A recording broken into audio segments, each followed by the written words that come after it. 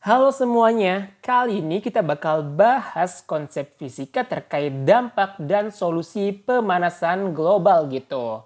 Di video sebelumnya kita udah sempat ngebahas mulai dari definisi pemanasan global sampai ke faktor-faktor yang mempengaruhi pemanasan global.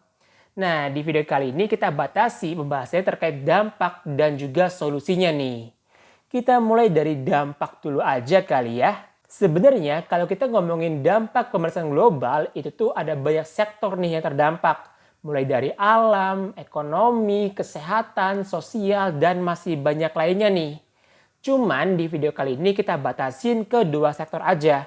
Yang pertama yaitu kita akan ngebahas terkait alamnya itu sendiri. Kemudian yang kedua adalah kita akan ngebahas terkait dampak pemanasan global pada sektor kesehatan. Di mana dampak pemanasan global pada alam yang pertama adalah permukaan air laut bakal meningkat gitu. Loh, kok bisa sih? Cuman gara-gara bumi panas, permukaan air laut meningkat? Iya, jadi tuh gini nih. Saat terjadi pemanasan global, artinya suhu bumi bakal meningkat kan? Nah, ketika suhu bumi itu meningkat, maka gunung es yang ada di kutub, dia tuh bakal mencair. Alhasil, jumlah air yang ada di lautan itu bakal meningkat nggak sih? Nah, kalau jumlah air meningkat, apa tuh artinya?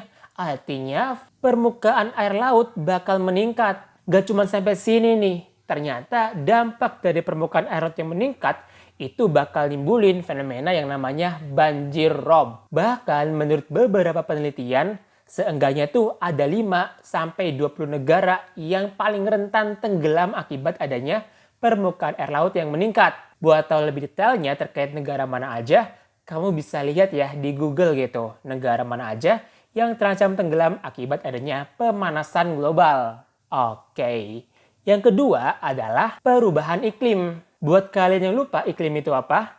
Iklim adalah cuaca rata-rata dalam suatu wilayah tertentu. Contoh kasusnya adalah Timur Tengah nih, di mana Timur Tengah memiliki iklim yang cukup panas kan?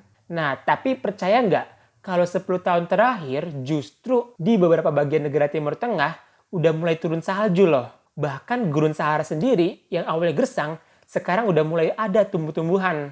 Ini nih yang disebut sebagai perubahan iklim. Kalau di Indonesia, iklim kita tuh namanya iklim tropis ya, yaitu hanya memiliki 2 musim. Musim kemarau dan juga musim penghujan. Terus kenapa sih kok perubahan iklim terjadi gara-gara adanya pemanasan global? Oke, jadi gini ceritanya. Ketika suhu bumi itu meningkat, maka jumlah penguapan air di laut maupun di tanah itu bakal meningkat nggak sih? Alhasil apa? Alhasil konsentrasi uap air di udara itu bakal meningkat. Nah, di kondisi kayak gini nih, ketika atmosfer bumi panas, terus jumlah uap air itu meningkat, maka apa nih? Dinamika atmosfer itu tuh sulit buat kita tebak. Kalau udah kayak gini, kita punya 2 kemungkinan nih buat orang Indonesia. Yang pertama adalah kemarau panjang, dan yang kedua adalah banjir. Bahkan di negara Italia sendiri udah mulai nih dilanda kekeringan terparah gitu dalam 7 dekade terakhir. Jadi nggak main-mainnya terkait perubahan iklim, dampaknya tuh cukup parah. Kalau seandainya udah sampai ke kekeringan, maka apa nih? Maka hasil pertanian juga bakal terdampak gitu. Tentu hal ini dapat menyebabkan ancaman ketahanan pangan di suatu negara tersebut. Oke, jadi kurang lebih itu ya dampak pemanasan global terhadap alam.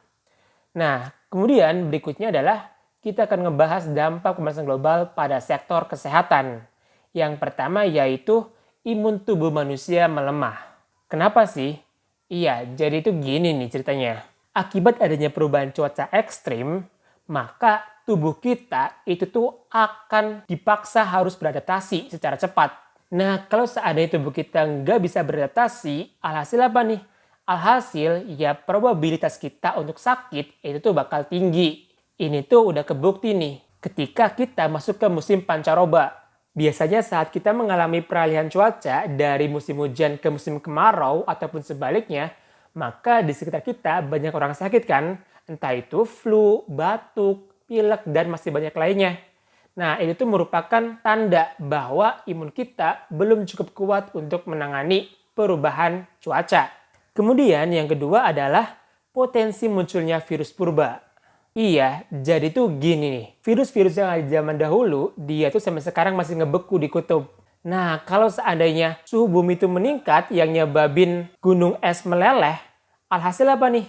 Alhasil virus tersebut bakal kembali bangkit. Ini tuh udah kebukti nih dari beberapa hasil penelitian yang telah membuktikan bahwa ternyata virus-virus purba ada sebagian yang masih hidup gitu dan berpotensi menyerang manusia. Oke, jadi kurang lebih itu ya terkait dampak pemanasan global pada sektor alam maupun kesehatan nih. Tentu dampak ini kita nggak harapkan itu bakal terjadi. Terus gimana caranya supaya dampak tersebut kita bisa minimalisir? Ya jawabannya adalah kita perlu solusi pencegahan pemanasan global. Yaitu apa? Yang pertama adalah penggunaan energi terbarukan. Energi terbarukan merupakan sumber energi yang dapat diperbarui. Yang intinya adalah energi ini ketika dipakai nggak ngehasilin emisi atau polusi. Contohnya tuh ada yang namanya energi angin. Kita bisa manfaatin. Kemudian ada juga yang namanya energi cahaya matahari menggunakan panel surya.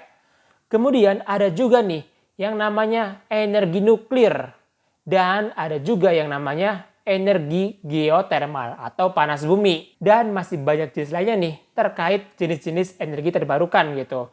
Yang kita bisa manfaatkan untuk mengurangi dampak dari pemanasan global. Kemudian yang kedua adalah mengurangi penggunaan bahan bakar fosil. Tentu hal ini dapat mereduksi karbon dioksida di udara ya. Caranya itu gimana? Yang pertama adalah prioritaskan menggunakan transportasi umum. Entah itu bis, kereta, maupun yang lainnya.